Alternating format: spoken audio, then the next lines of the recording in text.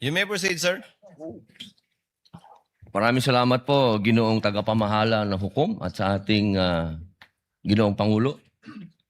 Maari po ba makapagtanong sa ating mahal na saksi? Opo, Your Honor. Maaari Opo. po. Ang una ko pong katanungan sana ay taga saan po kayo na lugar, na probinsya? Tacloban, sir. Tacloban. Tacloban City, Opo. sir. Kayo po ngayon ay Regional Director ng NBI sa BARM. Yes, sir. Opo. Yun po ba ay isang promosyon para sa inyo na madala sa BARM? Dahil totoo po ba na kayo ang tinatawag na Golden Boy ngayon sa NBI? I cannot comment on that po, Your Honor. Kasi po ang Nasa barn po ako. Wala ho ako ngayon sa Opo. main office, sir. promotion po ba yon? Yung napunta kayo sa BARM? Balita ko po kasi ilang beses na kayo na-promote sa NBI. 12 years na po kayo no, sa NBI. Yes, sir. Opo. Ilang beses na po kayo na-promote? Since na pumasok ko ako sa NBI, Opo. sir. From investigation 1, 2, 3 noong 2015, 2016. Well, nung mula ako na pumasok ako sa academy, from investigation 1 hanggang ngayon sa regional director, sir. Ilang beses po yan? Sa isang taon po Sa isang taon? Anong taon po, sir, ang tinutukoy nyo? Bago po kayo napunta sa BARM. Bago ho ako napunta sa BARM, regional director po ako ng Mimaropa. May Maropa. Region 4B, sir. Opo. Kayo po ba ang pumili sa BARM? Na Hindi kayo po, mapunta sir. to? In the Opo. exigency of service, doon po kami nilalagay kung ano ang tingin ng direktor na makakatulong kami sa bureau. Bakit po kaya naisip ng direktor na sa BARM po kayo? Kayo po ba ay may kaalaman sa Islam? Hindi ko po alam kung ano ang naging basis ng direktor, pero Kayo po mismo. Kayo po mismo. Ang BARM po kasi is Muslim Mindanao. Yes, Your Honor. Opo. Meron po kayong kaalaman sa Islam? In terms of what do you mean kaalaman, sir? Yung Sa religion po ng Islam kasi Muslim Mindanao. So ibig sabihin, so kahit basic po siguro ng Islam, no? Yes, sir. Kahit naman ho sino pwedeng i-assign kahit saang regional office dito sa Pilipinas. Di ba po parang Regional autonomy ang autonomous region ng Muslim Mindanao. So kailangan man siguro kahit paano meron kayong kaalaman sa Islam. Konti siguro, sir. Po yung konti na yun. Well, isa po akong Kristiyano at hindi ko ho malalaman yung kabuuan nung Siguro po dapat meron kayong basic din na knowledge ng Islam. Ano? Sa pangalawang tanong po, okay na po yun. Pangalawang tanong po, meron po ba kayong, sa tagal nyo po, sa NBI, 12 years, meron po ba kayong na-encounter na kaso ninyo sa NBI? Kayo po mismo na-filean ng kaso? Your Honor, normal ho sa mga NBI agents na makakasuhan, in fact, maging sa sinumang law enforcement agency, that's the price we pay for doing our job and for protecting the country. As a matter of fact, in the NBI, Your Honor, we avoid the noise. We just finish the job. So sir. ano po yan? Yes? Yes po yan? Yung sagot nyo? Yes? Normal ho yan yun sa amin. So sir. yes po? Attorney Loto, kindly answer the question. Yes, sir. Oh yes. Ano pong, pwede po bang malaman kung ano pong mga naikaso sa inyo? Well, wala ho pa akong natanggap na official case galing sa ombudsman, pero may nakita na ho akong complaint na binigay sa akin from NBI. Hindi ko na humaalala yung sa case na yan. Pero nung chinek po namin yung case na yan, Your Honor, sabi ko doon sa mga kasama ko, tingnan nyo nga yung validity at authenticity ng case na to. Pinuntahan ho namin yung nagnotaryo. I think meron Makati po, no? Court yun. Yung Makati Court, nag-issue ho ng certification na fake yung notary. Diyan sa reklamo na yan. So sabi ko, huwag nyo nang pansinin. Marami tayong trabaho. Kung fake yung notaryo na yan, mere scrap of paper yan. Huwag na natin pansinin. Although, nag-aantay po ako, Your Honor, na mag-notify sa akin ng OMB kasi sasagutin po namin na eto ho ang nakaalap namin. May dalawang Chinese na nagreklamo. chinek ho namin doon sa BI, yung dalawang Chinese na yan, I think 9 months nang overstay at pinaghahanap din ng... Ano pong kaso po Bureau of yung Immigration. ipinatong sa inyo? Anong kaso? Hindi ko maalala, Your Honor. May mga kaso ho doon na nakalagay. Pero again, sabi Wala ko po nga, kayong isa kahit maalala na ipinatong sa inyo? if I'm not mistaken, arbitrary detention, may ganun ba? May unlawful arrest? Wala ho sa akin ng record kasi nga, sabi ko nga, nung makita namin na fake yung notary, hindi na ho namin binigyan ng pansin, Your Honor. Kasi napakakapal po nitong hawak ko. Wala akong problema, Your Honor. Sasagutin po namin yan. Apo. Sasagutin ko Hindi po niyo yan. pa po nasagot magmula noong February 29 Kasi wala pa hong official notice galing sa kung anong ahensya. na nakarating po sa inyo. Wala pa. Wala pa ho. Ang nakuha ko lang, yung kopya niyan, siguro may nagpadala sa akin. Sabi ko, teka muna, wala akong official na nare-receive from OMB. So, nung chinek ho namin, kung nag-i-exist ba yung kaso, fake yung notary, hindi na namin So, binigyan ibig niyo ng pong pansin. sabihin hanggang ngayon, hindi kayo sigurado kung nag-i-exist to. Dapat may notice na ako from Ombudsman. Di ba po dapat ang reaction ng isang tao kapag may kaso, harapin? Precisely, Kasi Your Honor. Hinihintay ko nga po yung notice from Ombudsman na pag meron na hong notice Wala ang po kayong Ombudsman, notice hanggang ngayon? Sa wala pa ombudsman? po, Your Honor. Yun nga ang inaantay ko kasi sasagutin namin kasi meron po kaming certification na fake yung notary. Inaantay ko po, Your Honor. Mas maganda po, maharap nyo kagad. Definitely, hindi ko lalong-lalo namin na po- tatakbuhan yan, sir. Kasi napakahalaga po ngayon nito. Yes, sir. Oo, ito po ay ang pinag-uusapan natin dito ay napakahalaga. Yes, sir. Opo, at ito pong mga kasong ipinatong sa inyo, perjury, robbery, extortion, theft, mainam po ito As I've said, Your Honor, in the NBI, we avoid the noise. We just finish the job, sir. Opo. Meron po akong tanong. Pangatlo. Opo. Kanina po na ang ganda ng talakayan nyo tungkol sa Romanov. Yes, sir. Opo. Alam niyo po ba yung istorya ng Romanov?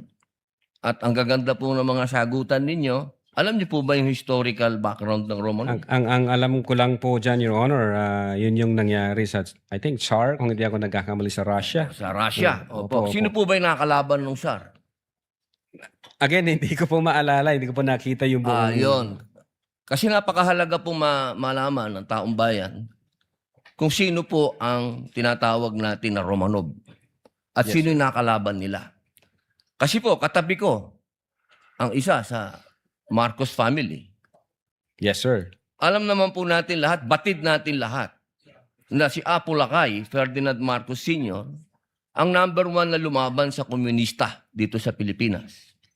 Batid naman din po natin na ang nag-execute sa Tsar kay Nikolai at sa kanyang mga anak, sa kanyang pamilya, ay ang komunista. Alam mo po ba niyo? Yes, sir. Opo. Ngayon, sino po ba ang pangalawang pangulo na lumaban sa komunista? Sino po, sir? Ay di si Pangulong Rodrigo Roa Duterte. Hindi ba po dapat isipin natin yung Romanov ay tungkol sa threat na pumapasok sa mga pamilya na mga namumuno dito sa ating bayan na lumalaban sa komunista. Komunista po ako Gusto ko lamang pong alamin ninyo. Yes, sir. Well, insofar as the investigation on the issue of whether or not may Romanov or operation of Romanov, ang sabi ko po kanina, nasa intelligence service po namin yan. At I think ang makakasagot po niyan, Your Honor, yung director po namin. Opo, kasi nabanggit nyo kanina sa usapan po ninyo si Baste. Yun Na po yung... sinasabi nyo po kasi kanina sa usapan po ninyo, sa napakagandang usapan, na yung Romanov, hindi na ipapaliwanag kasi kung ano ba yung ugat nun.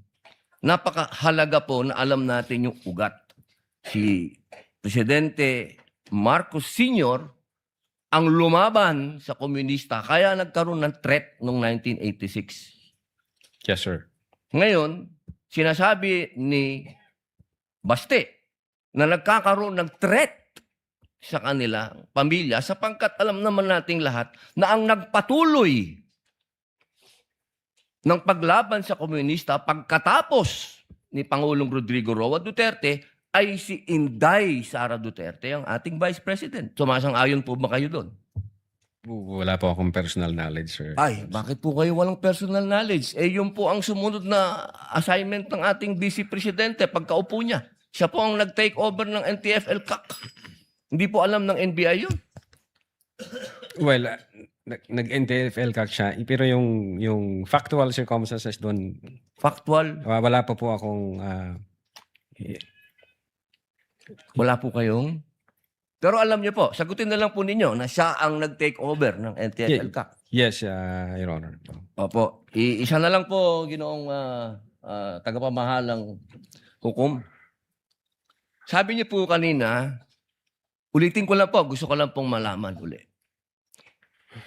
Inamin niyo po na wala kayong personal knowledge tungkol dun sa threat ng Pangulo. Ng pangalaw, sabi niyo po kanina, wala kayong personal knowledge na kumuha na ng assassin o papatay sa Pangulo, ang pangalawang Pangulo. Narinig ko po kanina. During that time? Yes or no lang po.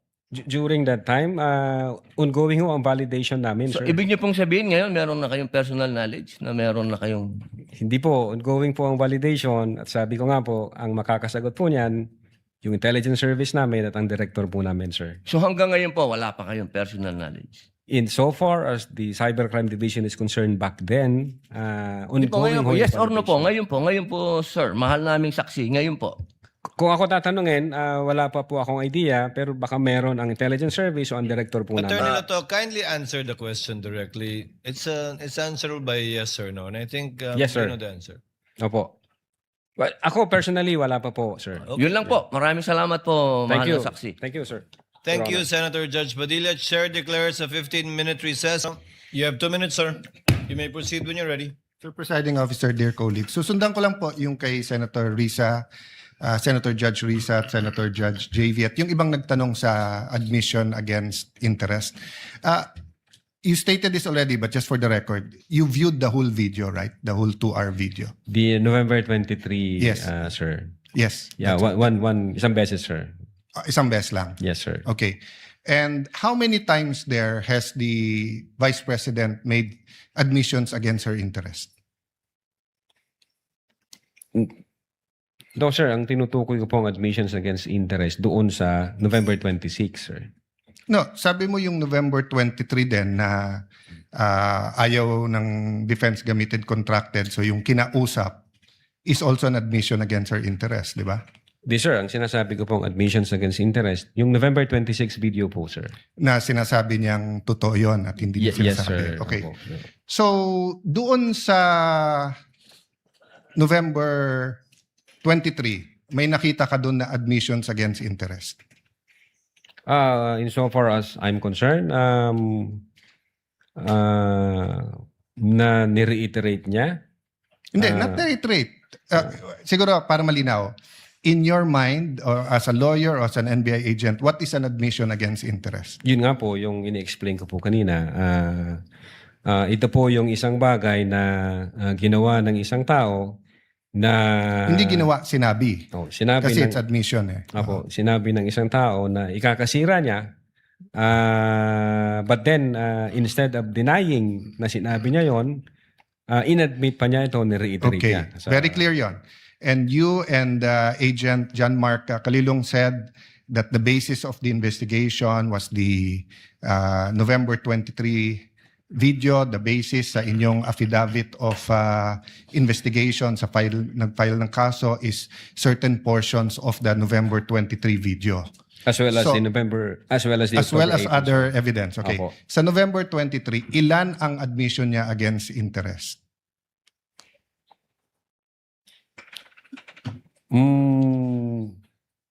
Ang sinasabi ko pong admission against interest, This yung is a new November question. 26. This is a new question. If you evaluated well the November 23 video, is there any circumstance in that video that you believe that the Vice President made admissions against her interest? Plain ho yung utterance niya doon, Your Honor. Yung nakita lang ho namin, yung utterances niya. Insofar as I'm concerned, yung admission against interest nangyari nung November 26. Mr. Witness, sagutin nyo na lang ako. Lahat ng admissions are utterances. Yes, sir. Okay? Admissions is verbal. 'Di ba? Hindi to yung parang admission sa court. Pwede mo i-admit yung documentary evidence, pwede yung object evidence, pwede yung statements. When we talk about admissions against interest, especially in context of what we're talking about, may statement na laban sa interest niya. Yes, sir. So tinatanong ko, dun sa buong video, meron ka bang nakita? Wala. Yes or no lang yun, meron or wala. O meron at wala, hindi yes or no. Kayo nag-evaluate nun eh. Meron o wala? Admissions against her interest. Yes, sir. The fact na in-utter niya yun. O which one nga? So meron ilan at ano yun? A little leeway, Mr. Presiding Officer, kasi hindi natukoy masyado yung tanong. Senator Judge Alan may proceed. Yeah. So which statement that? That one you're mentioning now. So yung sagot mo meron. Ang understanding ko, sir, nung sinabi ko yan, I'm referring to the November 26, 2024. Mr. Witness, paulit-ulit tayo. Yes, sir. Burahin mo na yung pinag-uusapan natin you're referring to. I'm asking you a direct question. Yes, Sa sir. November 23, meron o wala bang statements na you will consider in your professional as a lawyer and as an NBI agent in charge of investigating this? Meron ba siyang admissions against interest? Ang tinutukoy ko lang po again, Your Honor, yung 26. No, I don't care. Wala po yung 23. I'm sorry. I don't care, Mr. Presiding Officer, kung anong tinutukoy mo. I'm asking you a direct question. November 23, video. Meron o wala siyang admissions against her interest doon? Attorney Lotok, yes, no, I do not know, I do not remember. We're referring to November 23, not 26. Yeah, I do not know, sir. Ang Oh, you do not know. ang nire-refer ko na... Yeah, don't tell me na. So you do not know. Okay. When she said, kung papatayin ako, may kausap na ako, patayin niyo yung tatlo. Is that an admission against interest? Yes or no?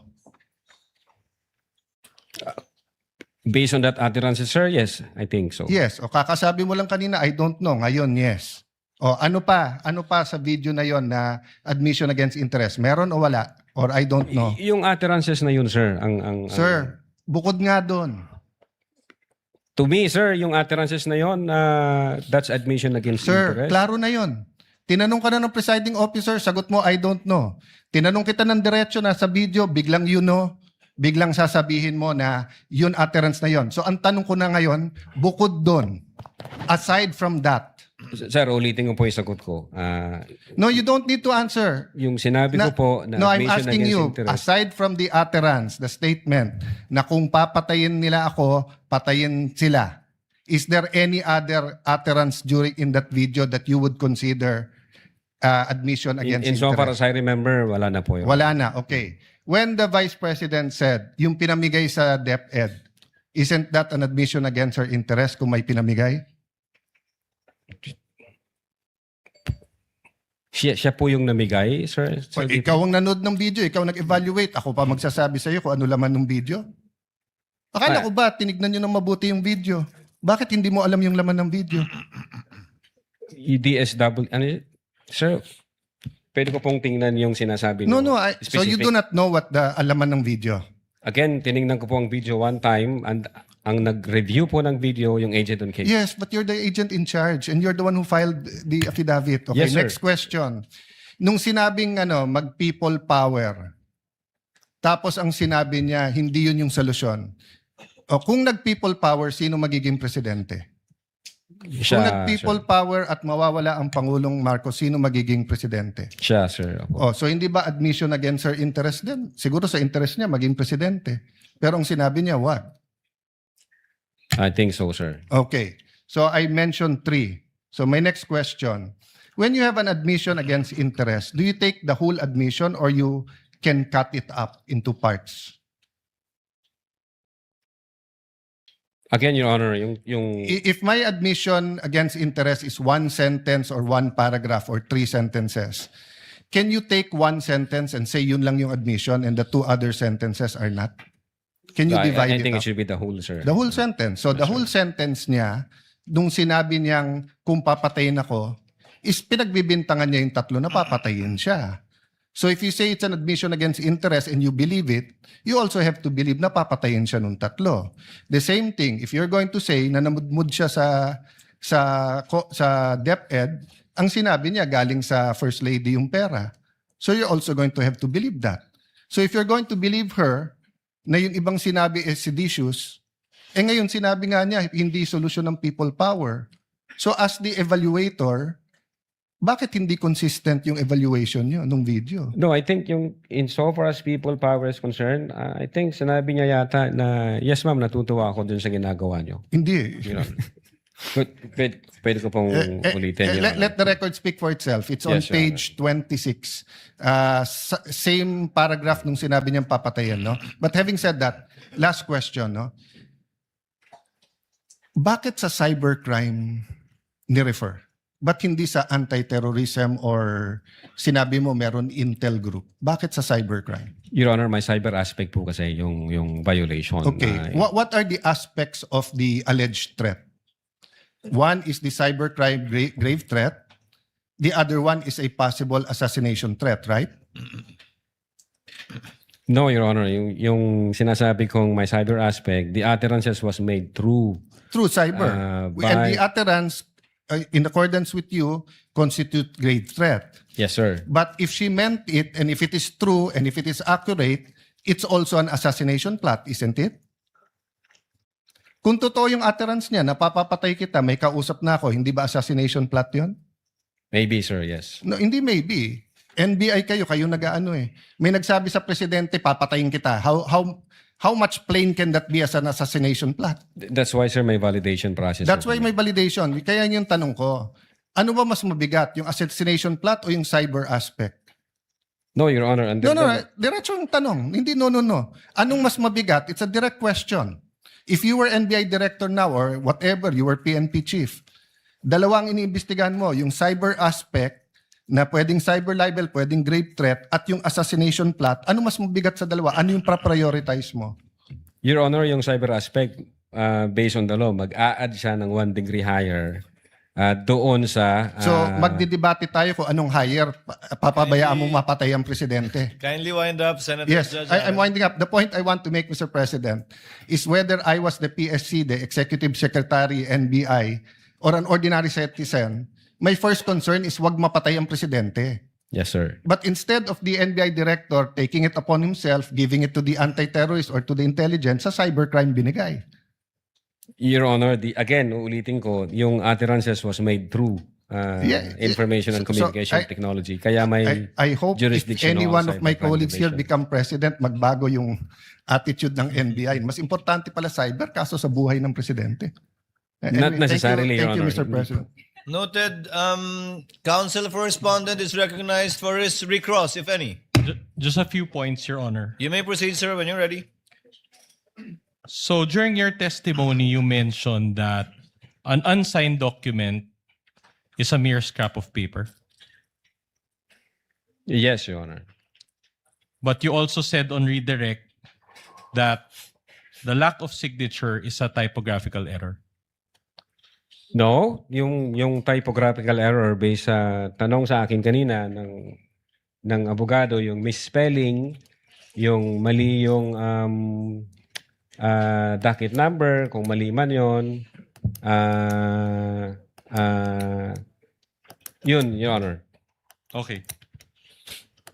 Now, you mentioned on redirect also about the November 26, 2024 press con, correct? Yes, Your Honor. Yes, sir.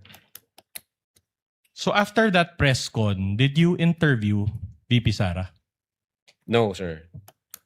And despite not having interviewed her, you made findings on her mental state. No findings ng mental state, sir? What do you mean by that? So my question is, despite not having the chance to interview VP Sara, nevertheless, you included in your investigation or findings about her mental state. Based on the series of events, Your Honor, as I have said, state of mind can be shown through the overt acts, Your Honor. Okay. So you were also asked about persistence. Correct? Yes, sir. All right. Now, the subject video was on November 23, 2024, correct? Yes, sir.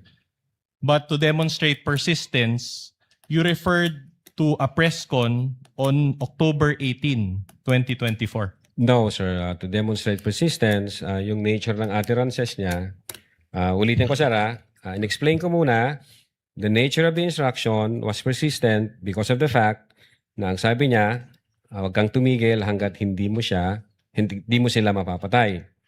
And then, na-reiterate niya to noong November 26.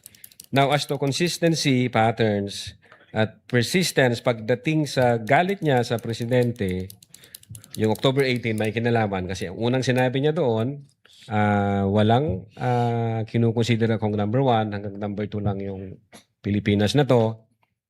Then pangalawa, I imagine myself cutting his head. Then kinumpara namin siya noong November 23. Already satisfied with the answer. Consistent po yung